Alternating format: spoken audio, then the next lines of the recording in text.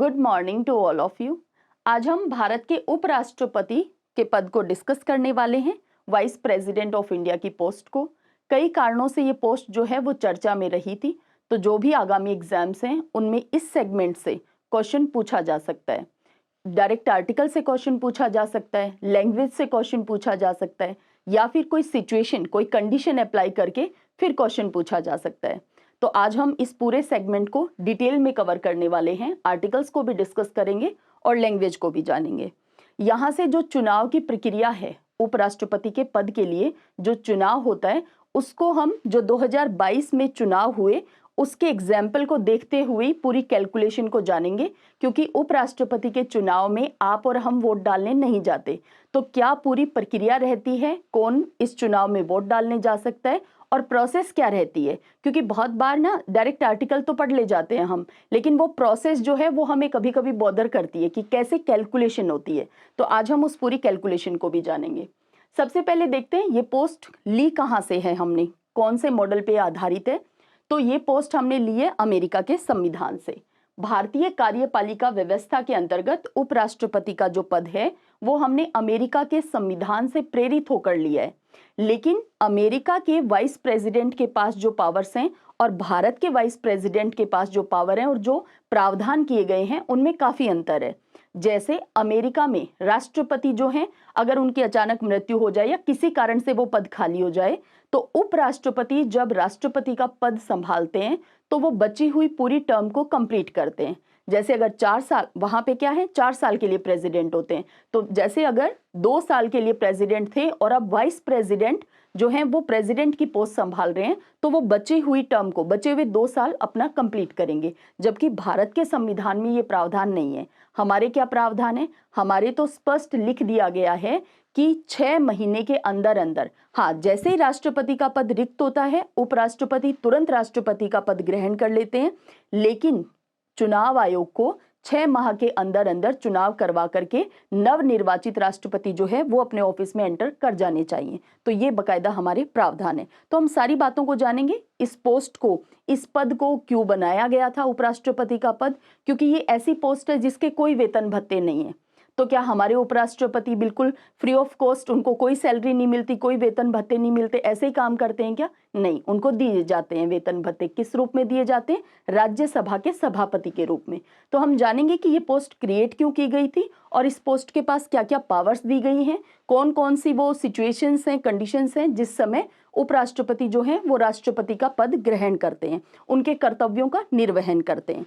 तो हम इस पूरी मामले को डिटेल में ही जानने वाले हैं।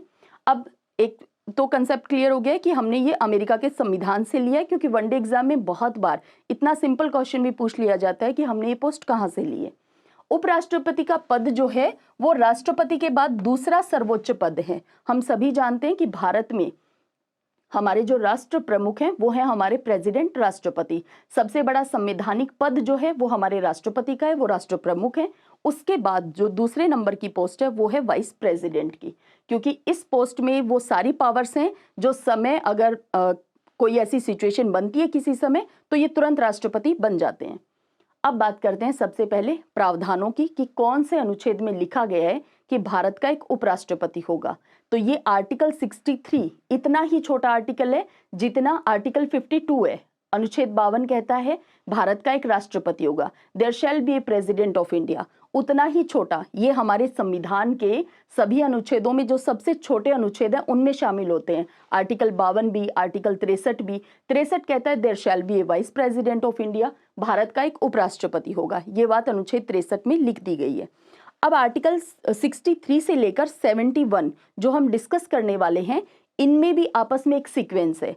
हालांकि इस सेगमेंट से डायरेक्ट आर्टिकल तो पूछे जाने की संभावना थोड़ी कम ही रहती है, लेकिन क्योंकि काफी कारणों से अगर थ्रू आउट द ईयर कोई मुद्दा चर्चा में ऐसा विषय बना रहा है तो आर्टिकल 66 अपने आप में इंपॉर्टेंट हो जाता है। आर्टिकल 67 अपने आप में इंपॉर्टेंट हो जाता है कि उपराष्ट्रपति के पद की अवधि कितनी है, तो आर्टिकल 67 इंपॉर्टेंट है। अगर बात करें निर्वाचन के उपराष्ट्रपति के तो आर्टिकल 66 इंपॉर्टेंट हो जाता है। तो लेकिन हम बात करें कि 63 से लेकर 71 तक जो अनुच्छेद दिए गए हैं उनमें भी अपना एक सीक्वेंस जनरेट होता है। कैसे?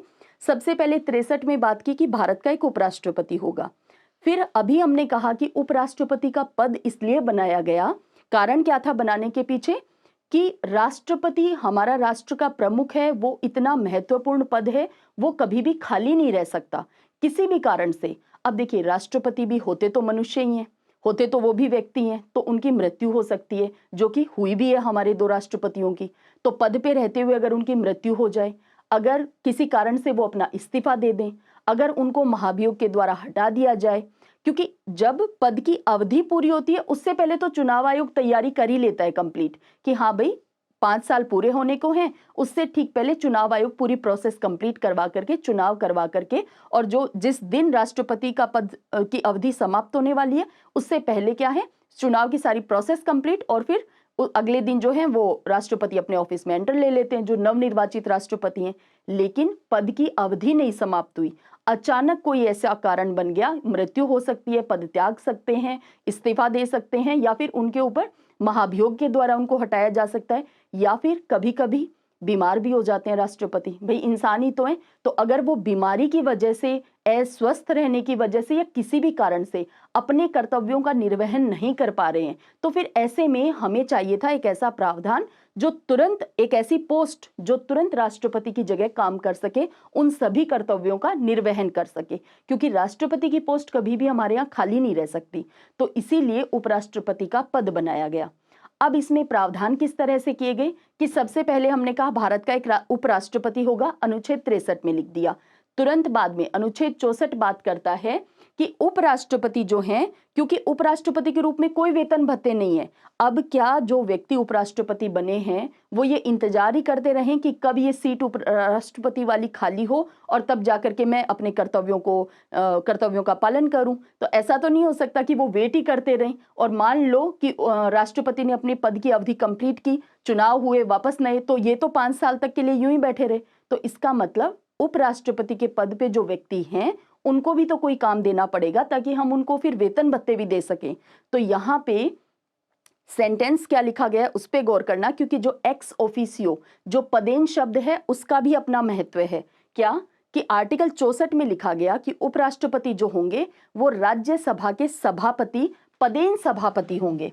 पदेन का मतलब, या एक्स ऑफिसियो का क्या मतलब होता है, तो पदेन का मतलब होता है कि जब कोई पोस्ट किसी व्यक्ति के पास होने के नाते कोई दूसरी पोस्ट उनको दी जाती है, जैसे ही कोई व्यक्ति उपराष्ट्रपति बनता है भारत में, वो अपने आप राज्यसभा के सभापति बन जाते हैं, उनको बनाना नहीं पड़ता। तो ये इस पोस्ट को कहते हैं पदेन। तो यहाँ पे स्पष्ट कर दिया गया आर्टिकल 64 में कि हाँ भाई उपराष्ट्रपति करेंगे क्या पूरे 5 साल, मान लो उनको राष्ट्रपति के रूप में कर्तव्यों को निर्वहन नहीं करना पड़े, तो ऐसे में वो करेंगे क्या, तो वो क्या करेंगे, राज्यसभा के सभापति के रूप में अपना काम करेंगे। तो ये बात आर्टिकल 64 में प्रावधान जो है वो मेंशन कर दिया गया।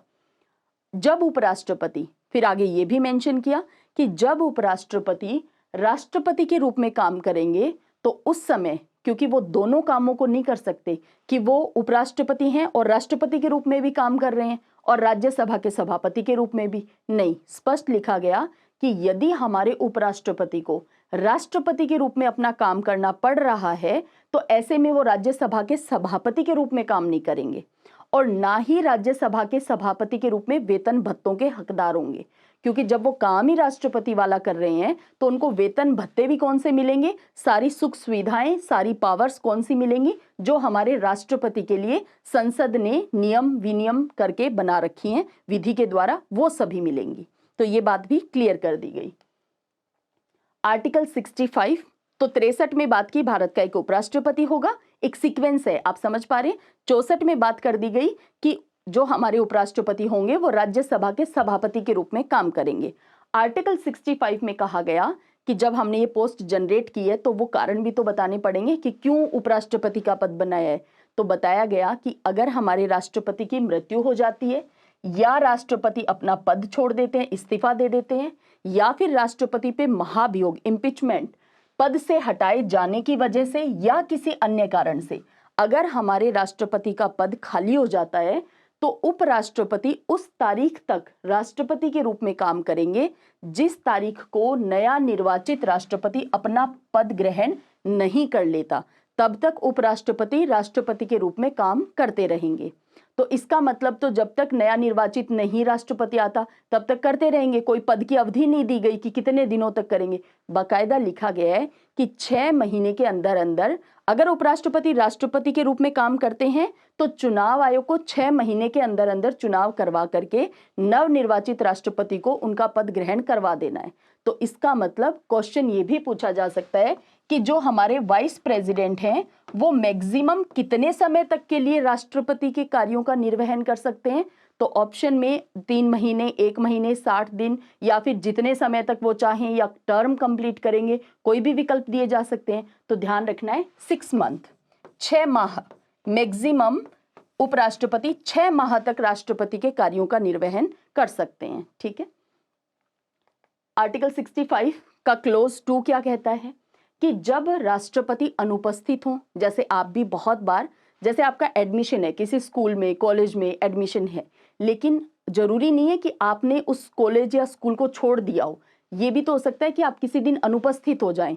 तो जरूरी नहीं है कि राष्ट्रपति ने पद से इस्तीफा ही दिया हो, राष्ट्रपति को महाभियोग के द्वारा हटाया ही गया हो या राष्ट्रपति की मृत्यु ही हुई हो। ऐसा भी तो हो सकता है कि वो कुछ दिनों, कुछ महीनों के लिए अपने काम को नहीं कर पा रहे हैं, वो अस्वस्थ हैं या कोई और कारण है।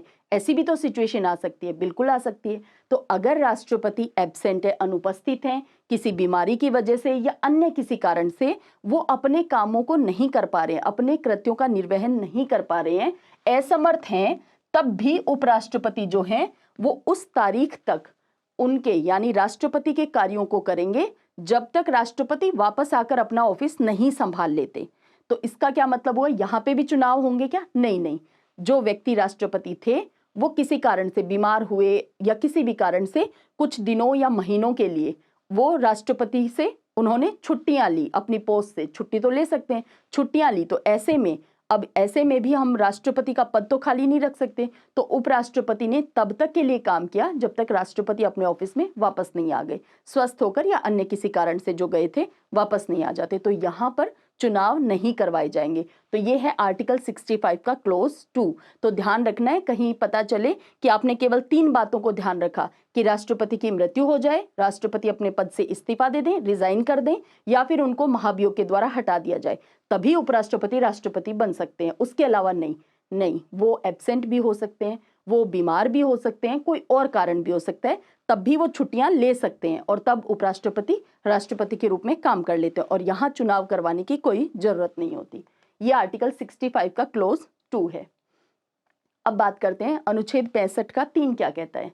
जब उपराष्ट्रपति राष्ट्रपति के रूप में काम करते हैं तो राष्ट्रपति की जितनी भी शक्तियां हमारी संसद ने विधि के द्वारा दी गई हैं वो सभी शक्तियां जो हैं उपराष्ट्रपति के पास भी होंगी। ऐसा नहीं है कि उपराष्ट्रपति जब राष्ट्रपति बने तो उनकी पावर्स कुछ कम हो जाती हैं इस कारण से कि वो तो वाइस प्रेसिडेंट थे। नहीं, अगर उपराष्ट्रपति राष्ट्रपति हैं, चाहे कोई निर्वाचित राष्ट्रपति राष्ट्रपति के पद पे बैठा हो, चाहे वाइस प्रेसिडेंट जो है वो राष्ट्रपति की पोस्ट पे बैठे हो, हमारे प्रेसिडेंट की पोस्ट पे जो भी व्यक्ति बैठा है उसके पास सारी वो पावर्स हैं और वो पूरे के पूरे वेतन और भत्ते का भी उपराष्ट्रपति हकदार होता है जो राष्ट्रपति के लिए बनाए गए हैं। आई होप ये लैंग्वेज आपके लिए क्लियर हो गई होगी, कोई कंफ्यूजन आपको नहीं रहा होगा कि राष्ट्रपति की सभी तो शक्तियां उपराष्ट्रपति के पास होंगी।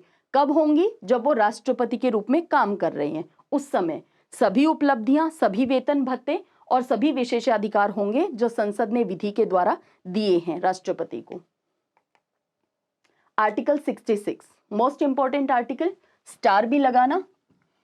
ये इंपॉर्टेंट क्यों है और 67 भी उतना ही इंपॉर्टेंट है कि यहीं पे सबसे ज्यादा लैंग्वेज को घुमाया जा सकता है और सबसे ज्यादा कंफ्यूजन आपको शायद यही रहता होगा कि इसमें चुनाव में वोट डालने कौन जाते हैं। और आप कंफ्यूज ऐसा नहीं है कि लोकसभा में और उपराष्ट्रपति में कंफ्यूज होते हैं, नहीं, आप कंफ्यूज होते होंगे।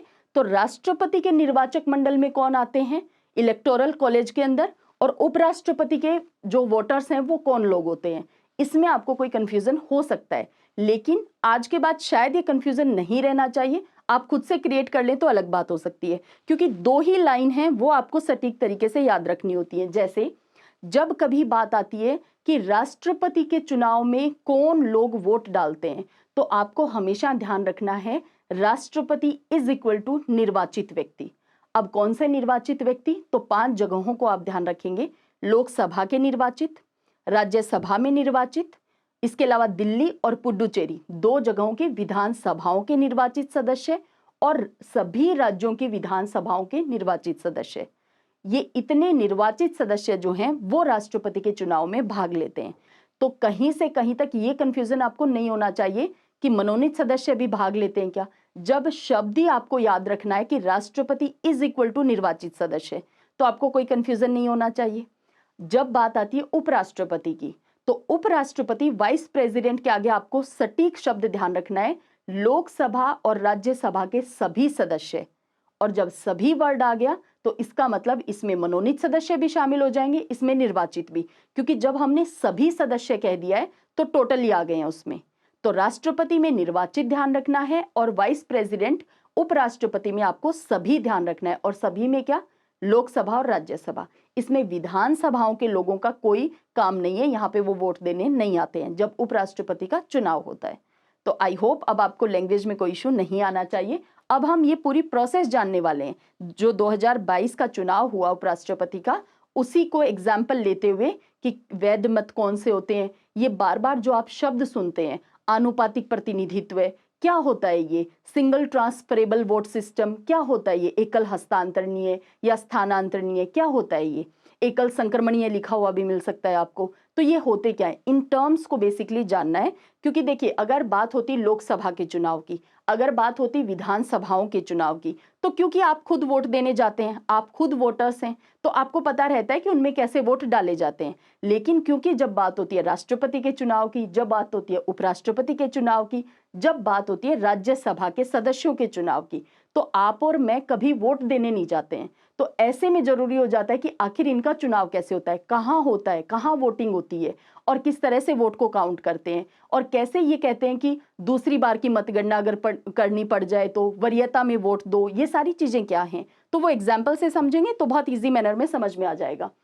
आर्टिकल 66 बात किसकी करता है, तो उपराष्ट्रपति के निर्वाचन की। तो सबसे पहली बात कि भाई इसके निर्वाचक गण कौन है, कौन लोग हैं जो वोट डालने जाते हैं। तो संसद के दोनों सदनों के सभी सदस्य, आप चाहें तो स्पेशल एम्फेसिस देकर या स्टार लगाकर यहाँ पे सभी वर्ड लिख सकते हैं, तो आपको कभी कोई कंफ्यूजन नहीं होगा। सभी सदस्य, संसद के दोनों सदनों के सभी सदस्यों से मिलकर बनने वाला जो निर्वाचक गण है, जो इलेक्टोरल कॉलेज है, उसके सदस्यों के द्वारा उपराष्ट्रपति को वोट डालकर चुना जाता है। कौन सी पद्धति, प्रोसेस क्या होगी चुनने की, तो वही जो राष्ट्रपति की प्रोसेस है वही सेम प्रोसेस यहाँ दी गई है। आनुपातिक प्रतिनिधित्व पद्धति के अनुसार एकल संक्रमणीय मत के द्वारा होगा उपराष्ट्रपति का निर्वाचन, और ऐसे निर्वाचन में मतदान गुप्त होगा। अब यहाँ पे 3 बातें हैं समझने वाली। पहला, आनुपातिक प्रतिनिधित्व किसे कहते हैं हम, दूसरा है एकल संक्रमणीय मत के द्वारा होगा, ये क्या बात है, और तीसरा है निर्वाचन में मतदान गुप्त होगा। सेक्रेट बैलेट का मतलब तो बहुत सिंपल है कि भाई आप अपना वोट किसको दे रहे हैं या आप किसी को दिखा नहीं सकते हैं। अगर आपने दिखा दिया तो आपका वोट जो है वो इनवैलिड हो जाएगा। तो मतदान गुप्त होता है, इसका तो क्या मतलब है, समझ आ गया कि भाई किसी को आप अपना वोट नहीं दिखा सकते हैं कि आप किसको वोट दे रहे हैं। ध्यान रखना है, राष्ट्रपति और उपराष्ट्रपति के चुनाव में कभी भी पार्टियां जो हैं वो अपने सांसदों को व्हिप जारी नहीं कर सकती हैं कि आपको वोट देने जाना ही जाना है। इसीलिए हम जानेंगे कि इस बार कितने लोग वोट देने पहुंचे थे। यानी पार्टियां दबाव नहीं बना सकती, व्हिप जारी नहीं कर सकती कि आपको वोट देने जाना है और इसी व्यक्ति को वोट देना है। नहीं, राष्ट्रपति और उपराष्ट्रपति के चुनाव में कोई व्हिप जारी नहीं होता है, ये बात आपको ध्यान रखनी है। और यहाँ पे मतदान कहाँ होता है, तो संसद में होता है। आप ध्यान रख सकते हैं कि मतदान केंद्र क्या होता है, तो हमारी पार्लियामेंट संसद होती है। उसमें बकायदा बता दिया जाता है कि कमरा संख्या कौन सी है, कौन से ग्राउंड, कौन से फ्लोर पे है, कौन से तल पे है। उसमें सभी ये जो सांसद हैं, क्योंकि लोकसभा और राज्यसभा संसद के सभी सदस्यों को हम क्या कहते हैं, सांसद, मेंबर ऑफ पार्लियामेंट। तो सभी लोग क्योंकि वोट देने के हकदार हैं उपराष्ट्रपति के चुनाव में। हर एक सांसद के वोट का मूल्य क्या होता है, क्योंकि जब बात आती है राष्ट्रपति के चुनाव की तो हम जानते हैं कि हम बात करते हैं कि भाई विधायकों के मत का मूल्य कितना है, और विधायक भी कौन से, अगर राजस्थान के विधायक हैं तो उनके मत का मूल्य कितना है, मध्य प्रदेश के विधायक हैं तो उनके मत का मूल्य कितना है, केरल के विधायक हैं तो उनके मत का मूल्य कितना है। यानी हमें सभी राज्यों के विधायकों का मत मूल्य निकालना पड़ता है और हर राज्य का अलग निकलता है। इसके बाद हमें सांसदों का भी मत मूल्य निकालना पड़ता है, तो उसमें वोट की वैल्यू क्या है वो निकालते हैं। लेकिन उपराष्ट्रपति का चुनाव सिंपल है। इस मामले में कैसे सिंपल है कि थोड़ी कैलकुलेशन कम है, गणना कम करनी है। उपराष्ट्रपति का चुनाव मतलब हर एक वोटर को, और वोटर कौन है? सभी सांसद। तो हर एक सांसद का वोट का मूल्य जो है वो एक ही होता है। जैसे आपका और हमारे वोट की वैल्यू होती है लोकसभा और विधानसभा के चुनाव में, ठीक वैसे ही एक सांसद एक मत मूल्य। ठीक है, तो एक कंसेप्ट तो बिल्कुल क्लियर हो गया होगा यहां तक कि चुनाव होते कहां हैं और वोट की वैल्यू क्या है। अब इन दोनों बातों को समझ लेते हैं, एकल संक्रमणीय और आनुपातिक प्रतिनिधित्व। अब यहाँ पे आनुपातिक प्रतिनिधित्व का मतलब है कि एक निश्चित कोटा यानी एक निश्चित संख्या, उतने वोट प्राप्त जो व्यक्ति करेगा वही विजेता होगा।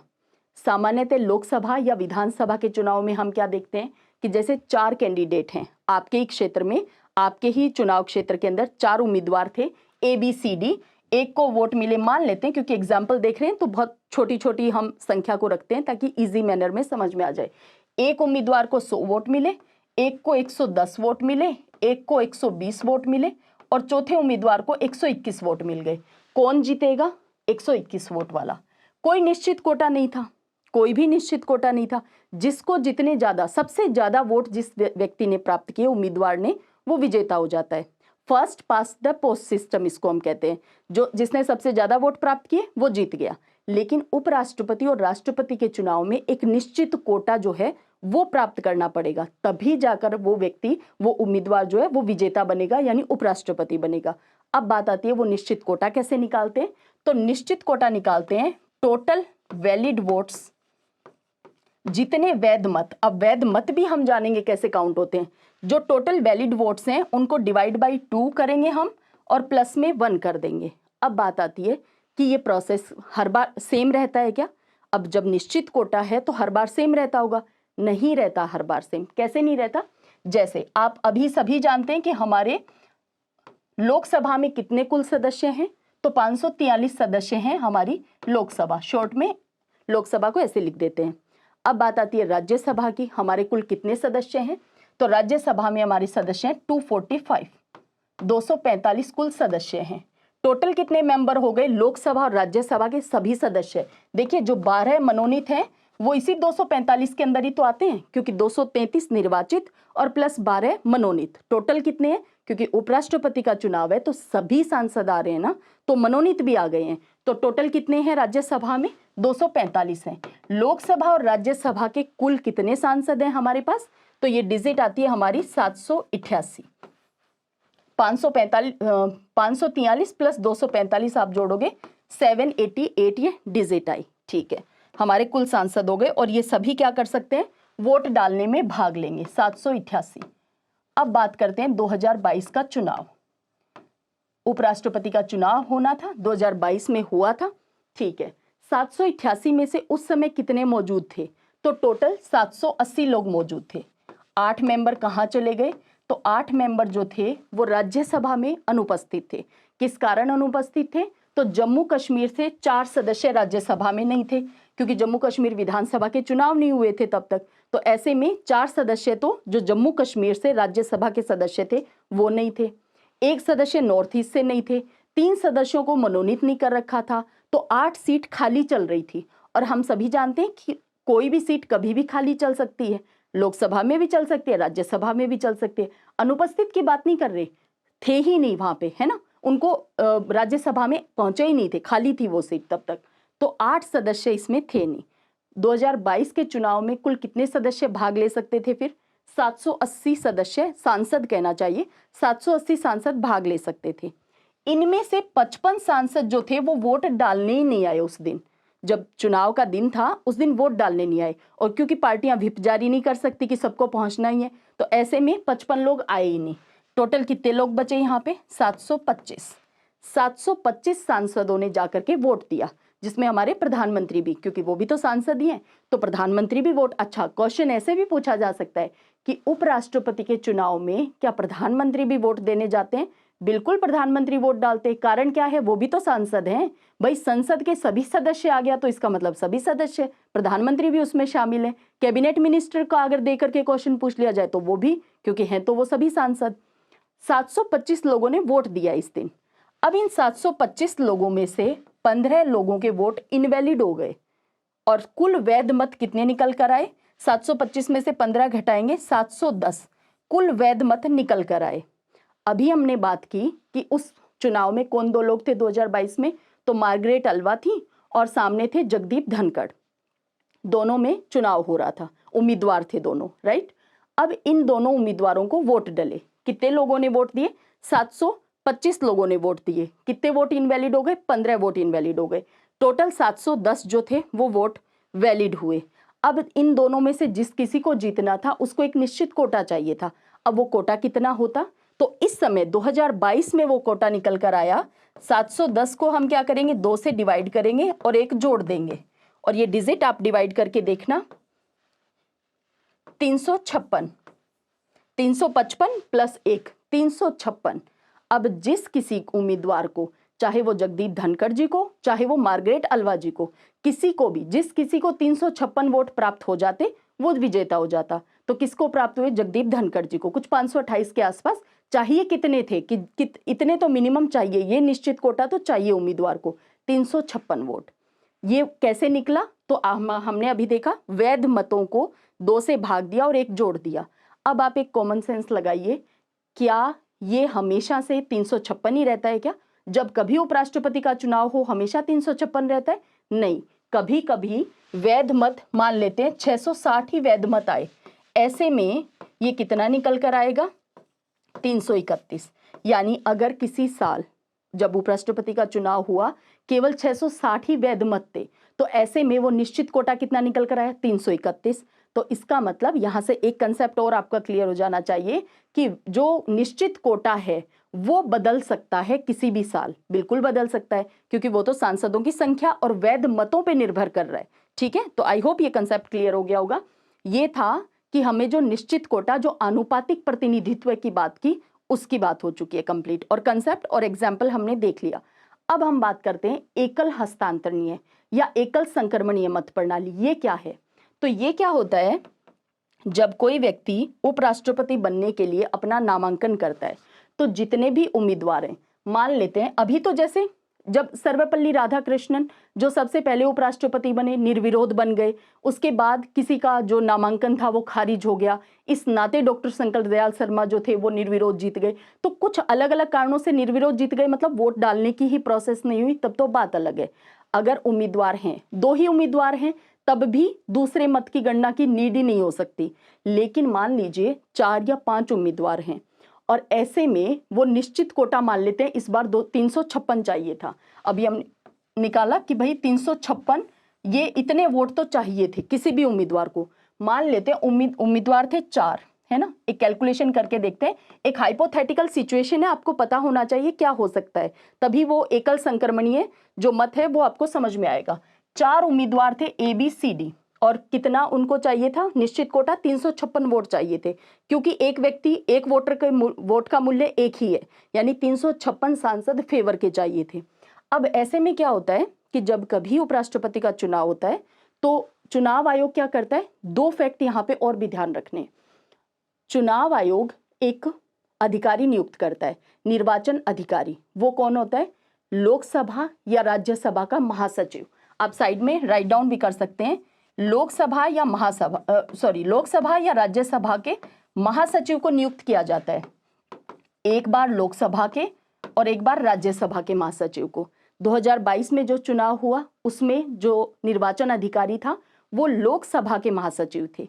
तो अगली बार जब उपराष्ट्रपति का चुनाव होगा तो राज्यसभा के महासचिव को निर्वाचन अधिकारी नियुक्त किया जाएगा।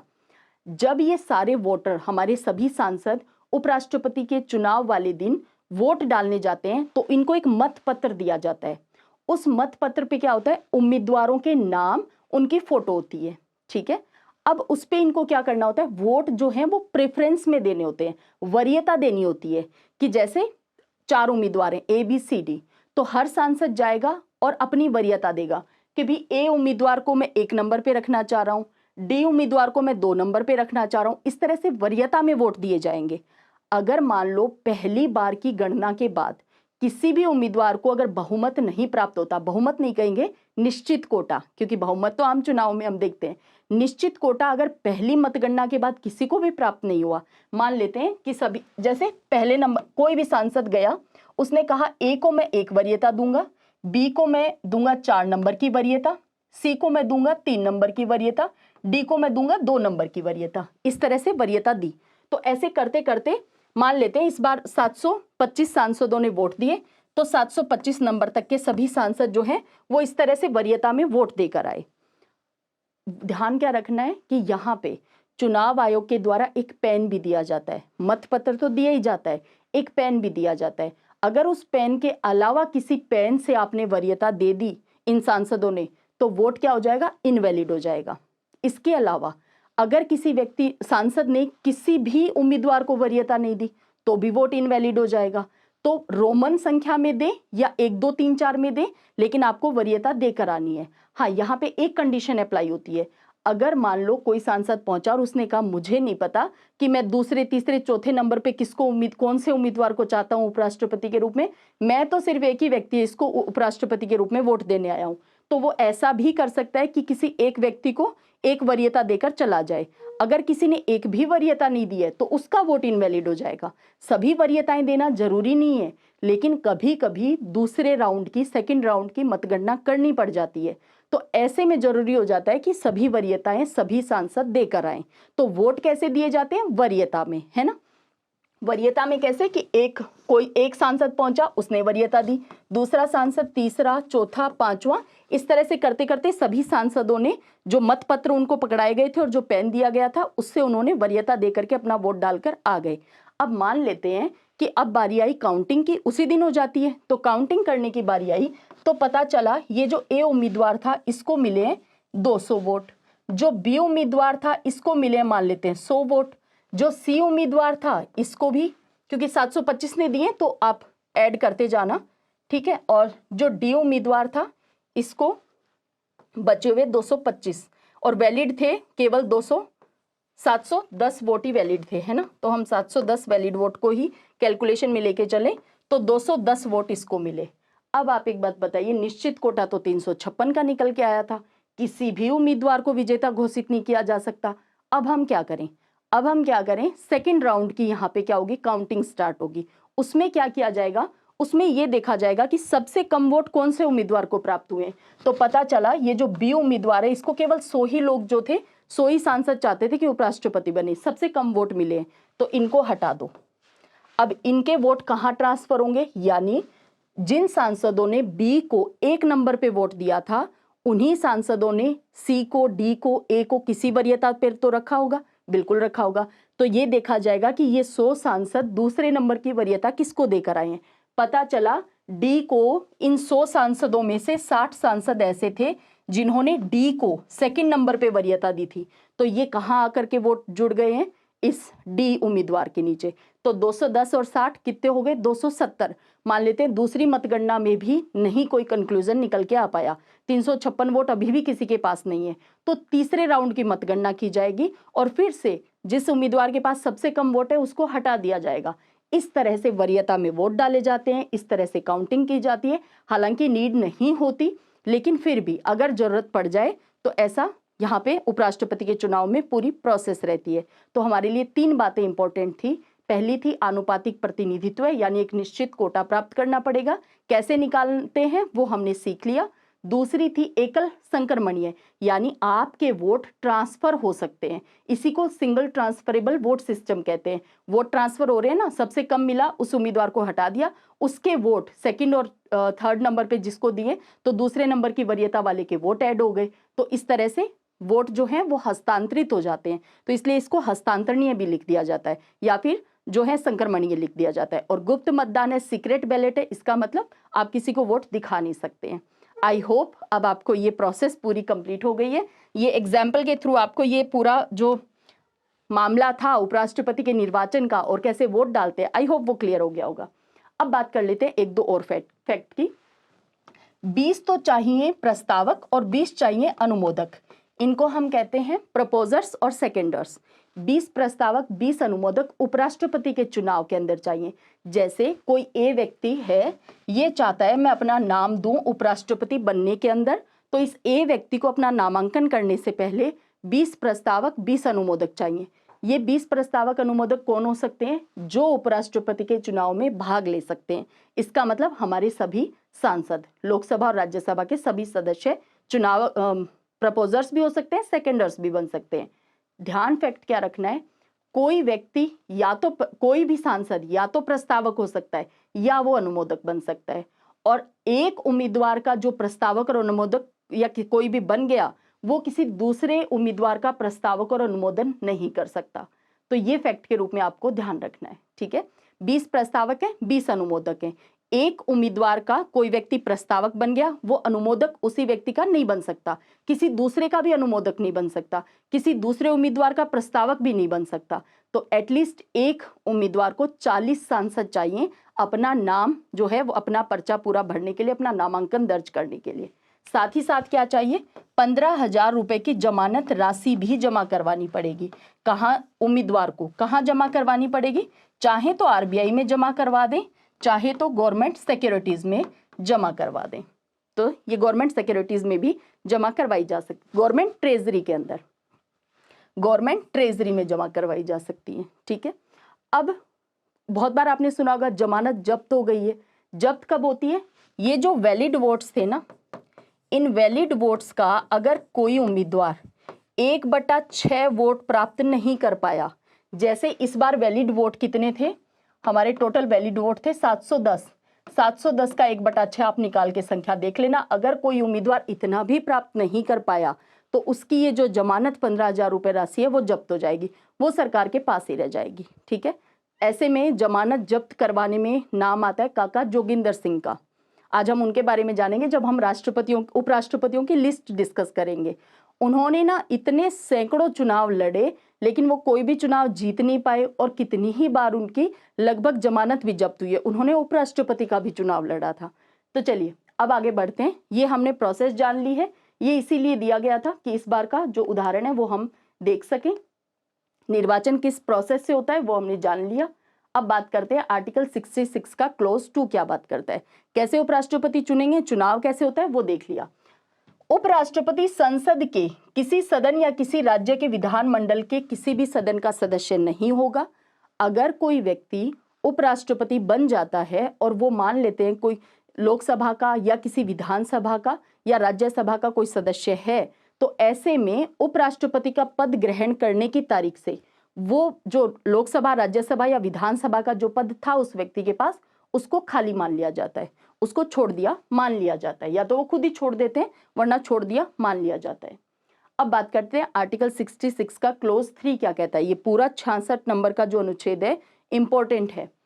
कोई व्यक्ति उपराष्ट्रपति निर्वाचित होने के लिए तभी पात्र होगा जब उसके पास ये सारी योग्यताएं होंगी। क्या अर्हता दी गई है?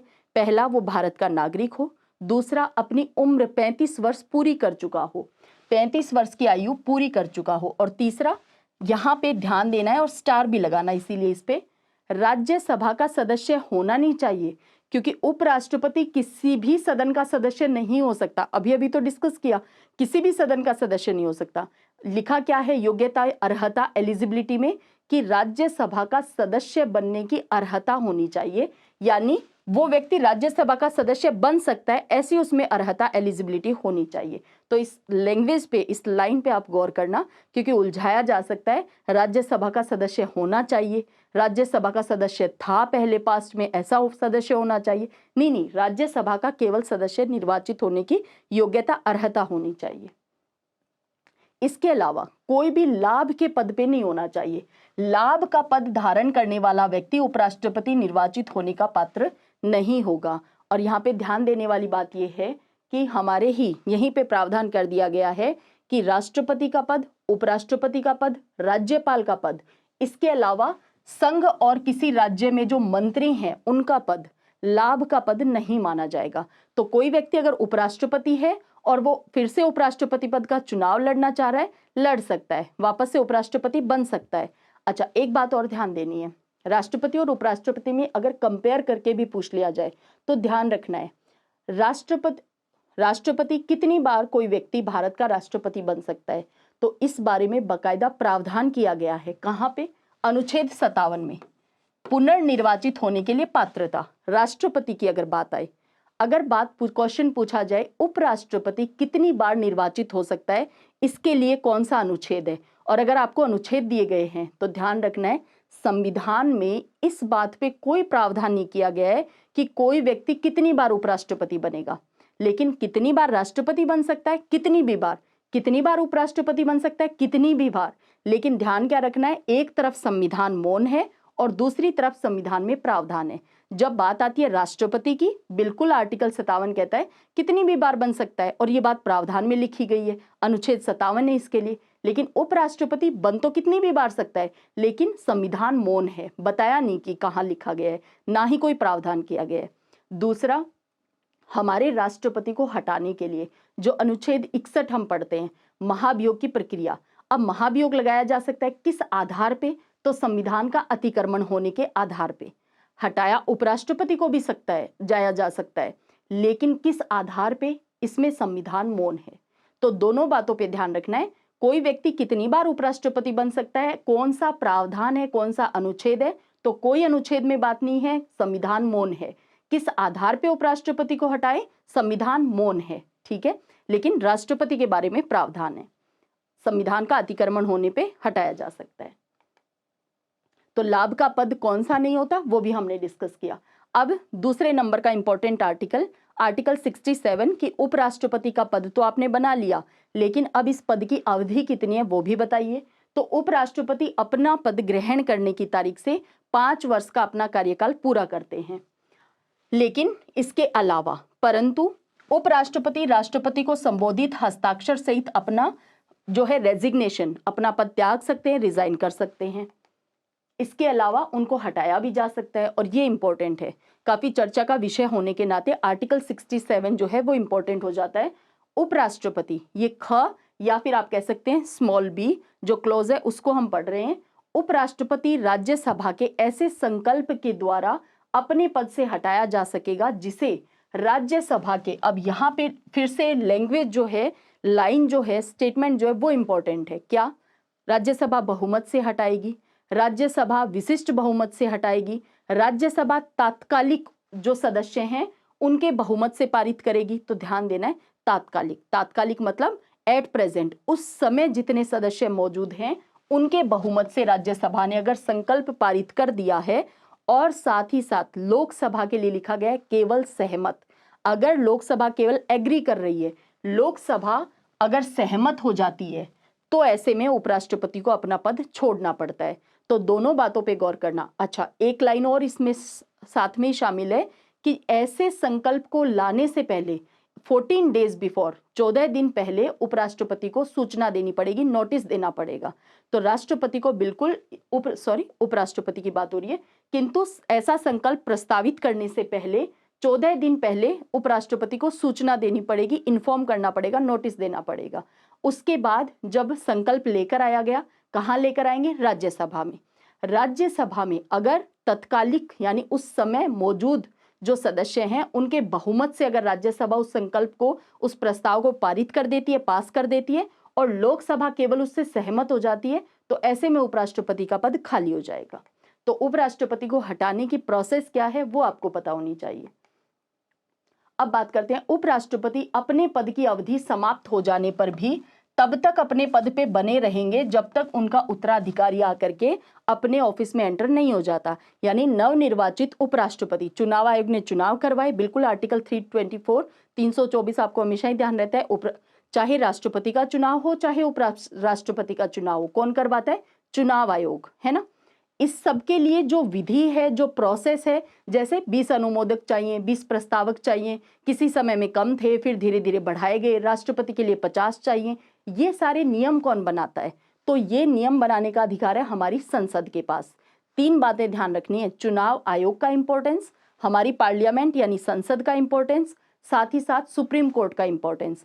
अगर राष्ट्रपति या उपराष्ट्रपति के चुनाव में किसी तरह का कोई डिस्प्यूट होता है, उम्मीदवार अगर ये कह दे कि नहीं मत की गणना सही से नहीं हुई, चुनाव में तो धोखाधड़ी हुई है, चुनाव ट्रांसपेरेंसी से नहीं हुए, या फिर जो वोटर्स थे जो वोट डालने गए थे वो ये कह दें कि भाई चुनाव में तो ट्रांसपेरेंसी नहीं थी, किसी भी तरह का कोई डिस्प्यूट होता है, कोई विवाद होता है, तो केवल और केवल निर्णय देने की क्षमता किसके पास है? Supreme court. और सुप्रीम कोर्ट ने जो निर्णय दे दिया वो अंतिम निर्णय होता है, क्योंकि उसके बाद कोई ऐसी बॉडी बचती ही नहीं है जहां पे जाया जा सकता है। भाई सुप्रीम कोर्ट तो सबसे ऊपर है, न्यायपालिका में देखें तो हायरार्की में, तो सुप्रीम कोर्ट के बाद तो कहीं नहीं जाया जा सकता, तो सुप्रीम कोर्ट का निर्णय अंतिम निर्णय होता है। तो विवाद की स्थिति कौन देखेगा? चुनाव कौन करवाएगा? और अगर कोई नियम कानून बनाने हैं चुनाव से रिलेटेड, राष्ट्रपति उपराष्ट्रपति के पद से रिलेटेड, तो वो नियम कानून विधि लॉ बनाने का अधिकार संसद के पास है। उपराष्ट्रपति अपने पद की अवधि समाप्त हो जाने पर तब तक अपने पद पे बने ही रहेंगे जब तक नया निर्वाचित उपराष्ट्रपति अपने ऑफिस में एंट्री नहीं ले लेता।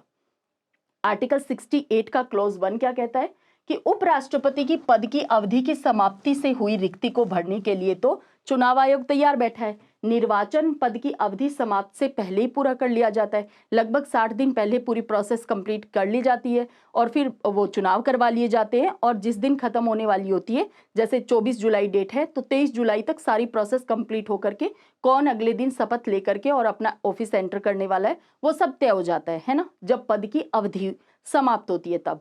हाँ, आकस्मिक कारणों में हमारे प्रावधान क्या है वो भी पता होना चाहिए।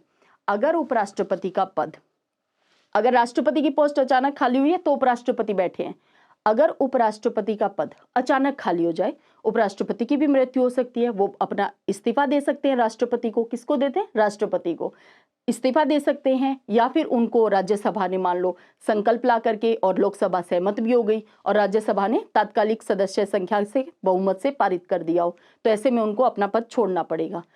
तब क्या प्रावधान है हमारे संविधान में कि चुनाव आयोग कितना जल्दी चुनाव करवाएगा?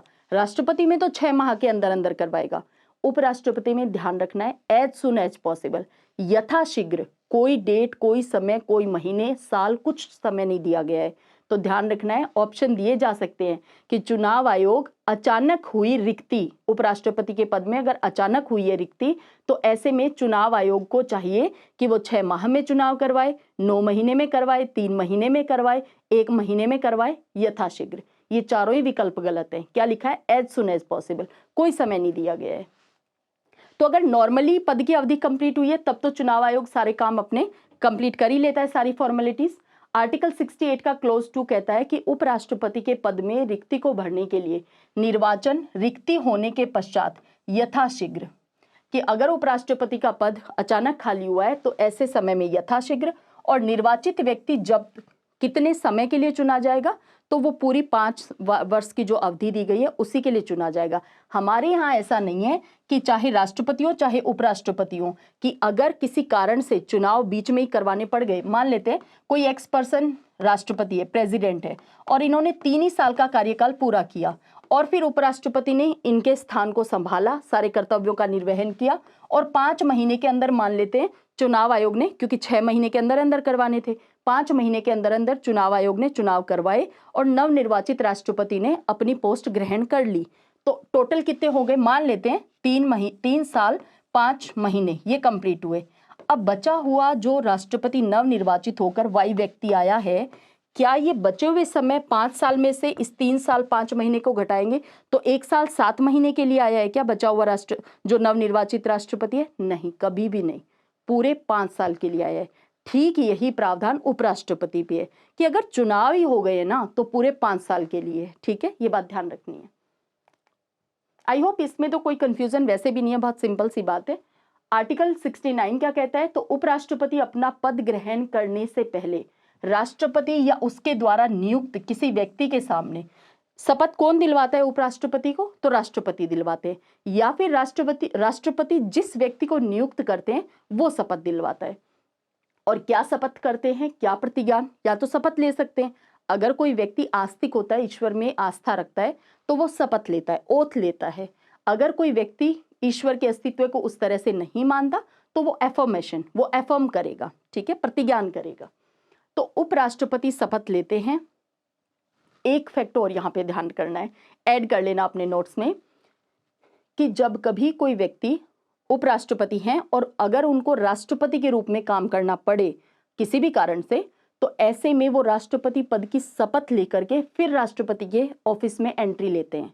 तो फिर क्वेश्चन बन सकता है कि उपराष्ट्रपति के रूप में ली तो थी शपथ, तो राष्ट्रपति की शपथ, उपराष्ट्रपति की शपथ दोनों अलग अलग हैं, दोनों ओथ अलग अलग हैं।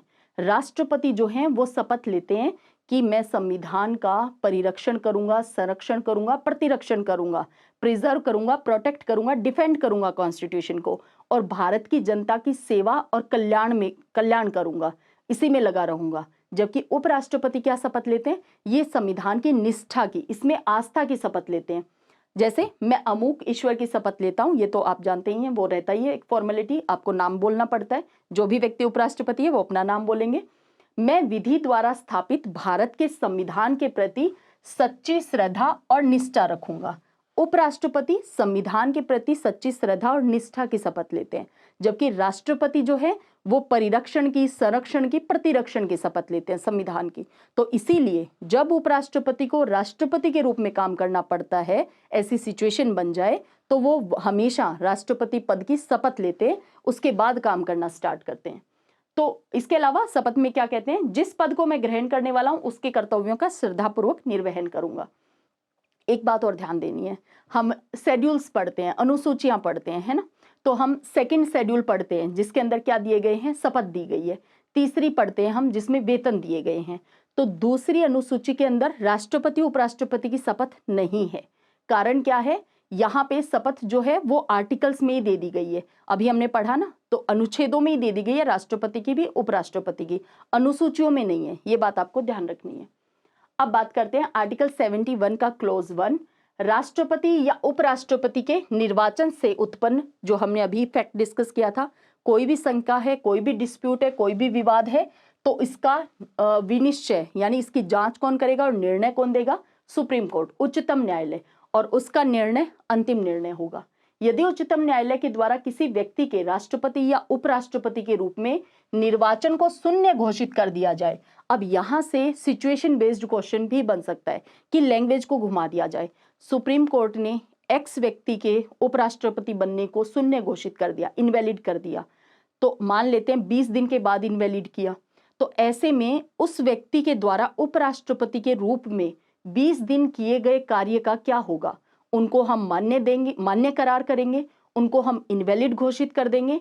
तो ध्यान रखना है, चाहे राष्ट्रपति चाहे उपराष्ट्रपति, उन्होंने चुनाव को, उस पूरी प्रोसेस को इनवैलिड होने से पहले जो कुछ भी काम किए हैं वो सभी विधि मान्य होंगे, वो सभी वैलिड होंगे। ये बात आपको ध्यान रखनी है। काफी सारी बातें जो आपको लैंग्वेज के रूप में ध्यान रखनी पड़ेंगी। उच्चतम न्यायालय के निर्णय की तारीख को या उससे पहले राष्ट्रपति या उपराष्ट्रपति के द्वारा किए गए कार्य अविधि मान्य नहीं होंगे, इनवैलिड नहीं होंगे, इसका मतलब वैलिड रहेंगे। राष्ट्रपति या उपराष्ट्रपति के निर्वाचन से संबंधित अगर कोई विनियमन बनाना है, अगर कोई लॉ बनाना है, पार्लियामेंट में by law regulate any matter connected with the election of president और वाइस प्रेसिडेंट, तो ऐसी विधि कौन बना सकता है? हमारी संसद, चुनाव आयोग, संसद और इसके अलावा सुप्रीम कोर्ट, तीनों के क्या क्या अधिकार हैं और क्या क्या शक्तियां हैं इनके पास राष्ट्रपति और उपराष्ट्रपति से रिलेटेड, वो आपको पता रहनी चाहिए। राष्ट्रपति या उपराष्ट्रपति के निर्वाचन को निर्वाचक गण, अभी हमने क्या देखा, 2022 में चुनाव हुए, और जो जम्मू कश्मीर विधानसभा से यानी जम्मू कश्मीर राज्य से जो राज्यसभा के 4 सदस्य हैं वो नहीं थे, इसमें थे ही नहीं, है ना, उनको भेजा ही नहीं गया था क्योंकि विधानसभा ये काम करती है। अब विधानसभा चुनाव नहीं हुए थे तो वहां से राज्यसभा की सीट खाली पड़ी थी, जम्मू कश्मीर वाली। तो जम्मू कश्मीर के वो 4 सदस्य ये नहीं कह सकते कि ये जो उपराष्ट्रपति का चुनाव 2022 में करवाया है उसको तो हम मानेंगे ही नहीं क्योंकि हम तो उपस्थित ही नहीं थे, हम वोटर्स तो प्रेजेंट ही नहीं थे। तो चाहे राष्ट्रपति का चुनाव हो चाहे उपराष्ट्रपति, निर्वाचक गण पूरा नहीं था, इलेक्टोरल कॉलेज जो था वो कंप्लीट नहीं था, इस आधार पे कभी भी क्वेश्चन मार्क नहीं लगाया जाएगा। किस पे? चुनाव पे। यानी कितने भी कम लोग हों भले, वो तुरंत क्या हो जाएगा, चुनाव तो जिस दिन घोषित है करवा लिया जाएगा। राष्ट्रपति या उपराष्ट्रपति के निर्वाचन को निर्वाचक गण के सदस्यों की रिक्ति के आधार पर क्वेश्चनिंग नहीं की जाएगी, प्रश्नगत नहीं किया जाएगा। यानी चाहे उपराष्ट्रपति की बात करें तो हमने देखा 788 टोटल मेंबर्स हैं, अगर 500 लोग भी पहुंचे, 400 भी पहुंचे, तब भी चुनाव करवा लिया जाएगा। वो बचे हुए लोग ये नहीं कह सकते कि हम तो मौजूद ही नहीं थे। कोई बात नहीं, इसमें कोई गण पूर्ति वाला, कोई कोरम कंप्लीट होने वाला कोई सिनेरियो यहाँ पे लागू नहीं होता, ना राष्ट्रपति में ना उपराष्ट्रपति में। ठीक है, अब बात कर लेते हैं जितने लोग भारत के उपराष्ट्रपति बने। हमने क्या जाना, चुनाव कैसे होता है, कौन व्यक्ति उम्मीदवार जो है, कौन व्यक्ति भारत का उपराष्ट्रपति बन सकता है, क्या शर्तें हैं, कितने समय तक पद की अवधि है, हटा कैसे सकते हैं, सुप्रीम कोर्ट के पास क्या पावर है चुनाव से रिलेटेड, और कोई विवाद हो जाए तो उससे संबंधित। इसके अलावा जितने भी प्रावधान, अनुच्छेद 63 भारत का एक उपराष्ट्रपति होगा से लेकर के आर्टिकल 71 तक के सभी प्रावधानों को हमने डिस्कस कर लिया। शपथ क्या लेते हैं ये भी देख लिया, और अगर राष्ट्रपति बनता है कोई व्यक्ति, जो उपराष्ट्रपति हैं वो राष्ट्रपति बनते हैं, तो ऐसे में फिर से शपथ लेनी पड़ेगी। आई होप जितने फैक्ट हो सकते थे और जो सिचुएशन बेस्ड क्वेश्चन पूछे जा सकते हैं उन पे काफी हद तक हमने डिटेल में बात कर ली है। अब हम देख लेते हैं कि भारत के उपराष्ट्रपति कौन कौन व्यक्ति हुए हैं। तो सबसे पहले निर्विरोध रूप से 10 सालों के लिए जो थे वो थे सर्वपल्ली राधाकृष्णन, 52 से 62 तक। इसके बाद 62 से 67 5 साल के लिए सर्वपल्ली राधाकृष्णन राष्ट्रपति बन गए थे। बहुत से ऐसे उपराष्ट्रपति हैं, हम देखेंगे अभी, जिन्होंने पहले उपराष्ट्रपति के रूप में काम किया, उसके बाद वो भारत के प्रेसिडेंट राष्ट्रपति बन गए। डॉक्टर जाकिर हुसैन पहले उपराष्ट्रपति थे, बाद में राष्ट्रपति बने, और इन्हीं की पद पे रहते हुए मृत्यु हो गई थी। डॉक्टर जाकिर हुसैन 52 से 67 तक। उसके बाद वीवी गिरी 67 से 69, 2 ही साल। क्यों? क्या इनको पद से हटा दिया था क्या? नहीं, क्योंकि जाकिर हुसैन 1967 में भारत के राष्ट्रपति बने थे डॉक्टर जाकिर हुसैन। डॉक्टर जाकिर हुसैन की पद पे रहते मृत्यु हो गई थी, तो ऐसे में भारत के उपराष्ट्रपति ने क्या किया, तुरंत राष्ट्रपति का पद संभाल लिया। उसके बाद वीवी गिरी ने कहा अब राष्ट्रपति की पोस्ट खाली है, चुनाव आयोग को 6 महीने में चुनाव करवाने हैं, मैं चुनाव लड़ूंगा। तो एम हिदायतुल्ला उस समय चीफ जस्टिस ऑफ इंडिया थे, उन्होंने फिर राष्ट्रपति के रूप में, यानी कार्यवाहक, ध्यान रखना है हमारे संविधान में एक्टिंग प्रेसिडेंट, कार्यवाहक राष्ट्रपति जैसा कोई शब्द नहीं लिखा गया है। तो यहाँ पे फिर सीजेआई ने राष्ट्रपति के कर्तव्यों का निर्वहन किया था। ठीक है, तो यहाँ पे 67 से 69 वीवी गिरी थे, फिर वीवी गिरी बन गए थे भारत के राष्ट्रपति। जीएस पाठक 69 से 74 तक, बीडी जत्री थे 74 से 79 तक। इसके बाद एम हिदायतुल्ला सीजेआई भी थे, भारत के कार्यवाहक राष्ट्रपति, यानी कार्यवाहक इसलिए कह रहे हैं कि भी राष्ट्रपति का चुनाव लड़के ये राष्ट्रपति नहीं बने थे, इन्होंने जो है वो राष्ट्रपति के रूप में काम करना पड़ा था इनको, क्योंकि राष्ट्रपति की अचानक मृत्यु हो गई थी। तो इन्होंने कार्यवाहक राष्ट्रपति के रूप में भी काम किया, और ये पूरे 5 साल के लिए भारत के उपराष्ट्रपति भी रहे थे एम हिदायतुल्ला 79 से 84 तक। इसके बाद आर वेंकटरमन 84 से 87 तक, और इसके बाद ये बने थे भारत के राष्ट्रपति आर वेंकटरमन। डॉक्टर शंकर दयाल शर्मा निर्विरोध रूप से जीते थे उपराष्ट्रपति के रूप में, उसके बाद डॉक्टर शंकर दयाल शर्मा बने थे राष्ट्रपति, क्योंकि अभी हम डिस्कस कर रहे हैं उपराष्ट्रपतियों को। तो 87 से 92 तक क्या थे, भारत के उपराष्ट्रपति थे। के आर नारायणन जो है ये 92 से 97 तक भारत के उपराष्ट्रपति थे, 97 से 2002 तक ये भारत के राष्ट्रपति थे। के आर नारायणन ने जब उपराष्ट्रपति के रूप में, उम्मीदवार के रूप में जब चुनाव लड़ा था, इनके सामने काका जोगिंदर सिंह, जिनको मात्र 1 वोट ही मिला था। सोचिए, यहाँ पे मात्र 1 वोट मिला था उनको, और उन्होंने भारत के उपराष्ट्रपति के रूप में चुनाव लड़ा था, उपराष्ट्रपति पद के लिए चुनाव लड़ा था। काका जोगिंदर सिंह जो हैं उन्होंने सैकड़ों चुनाव लड़े, और किसी भी चुनाव में उनको जीत हासिल नहीं हुई, लेकिन उसके बाद भी उनकी विल पावर देखिए, चुनाव लड़ते ही गए, अपनी मृत्यु तक उन्होंने चुनाव लड़े, पार्षद से लेकर और भारत के राष्ट्रपति तक के चुनाव लड़े उन्होंने। के आर नारायणन 92 से 97 तक राष्ट्रपति, उपराष्ट्रपति के रूप में काम किया था, 97 से 2002 भारत के राष्ट्रपति के रूप में। इसके बाद कृष्णकांत जो थे वो 97 से 2002 तक भारत के उपराष्ट्रपति थे। BS भैरव सिंह शेखावत 2002 से 7 तक भारत के उपराष्ट्रपति थे। मोहम्मद हामिद अंसारी दूसरे ऐसे व्यक्ति जिन्होंने उपराष्ट्रपति के रूप में 10 साल तक काम किया, यानी 2 अवधियां अपनी कंप्लीट की थी, 2 टर्म। पहले सर्वपल्ली राधाकृष्णन, दूसरे जो मोहम्मद हामिद अंसारी हैं ये 2007 से 17 तक। उसके बाद में एम वेंकैया नायडू 2017 से 22 तक ये उपराष्ट्रपति थे, और अभी प्रेजेंट में 22 से लेकर और कंटिन्यू है अभी, तो ये जगदीप धनखड़ जी। इन्हीं के जो चुनाव था उसी को एग्जाम्पल लेकर के यानी एग्जाम्पल ऐसा होना चाहिए ना जो रियल में हुआ हो, तो उसी एग्जाम्पल डिजिट सबको देखते हुए हमने आनुपातिक प्रतिनिधित्व और एकल संक्रमणीय की तो नीड नहीं थी, इस बार 2 ही उम्मीदवार थे और सीधे सीधे इनको जो है वो निश्चित कोटा प्राप्त हो गया था। 528 वोट मिल गए थे। निश्चित कोटा इस बार चाहिए था 356 वोट का ही, है ना। और मार्गरेट अल्वा जी को भी उतने वोट प्राप्त हो गए थे कि